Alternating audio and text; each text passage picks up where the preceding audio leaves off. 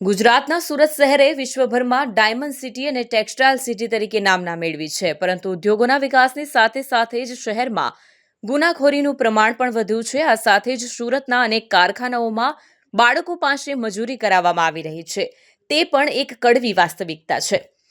એવામાં પૂણા પોલીસે સાડીના કારખાનામાં 17 કલાક સુધી કાળી મજૂરી કરતા 6 જેટલા બાળ મજૂરોને મુક્ત કરાવ્યા છે.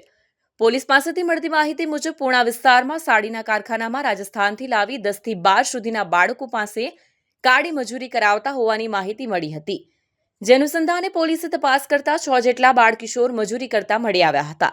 વધુમાં બાળકોએ પોલીસ અધિકારીને જણાવ્યું કે વહેલી સવારે 5 કલાકે શેઠ કામ કરવામાં ઉઠાડી દેતો હતો. જો ઉઠવામાં સહેજ પણ મોડું કરે તો તેમને બેરહેમેથી ફટકારવામાં આવતા હતા. સવારે 5 થી રાત્રે 10 વાગ્યા સુધી એમ 17 કલાક સુધી તેઓ સાડીઓને ગળી વાળવાનું કામ કરતા હતા, જ્યારે તેના પેટે તેમને માત્ર 200 રૂપિયા જ આપવામાં આવતા. બાળકોની આપવીતી સાંભળીને પોલીસે બાળકોને ચાઇલ્ડ વેલફેર સેન્ટરમાં મોકલી આપ્યા હતા અને પોલીસે દિલીપસિંહ વર્દીસિંહ રાજપૂત અને સુરેશસિંહ નાથુસિંહ ખરવડની અટકાયત કરી જેલ હવાલે કર્યા હતા.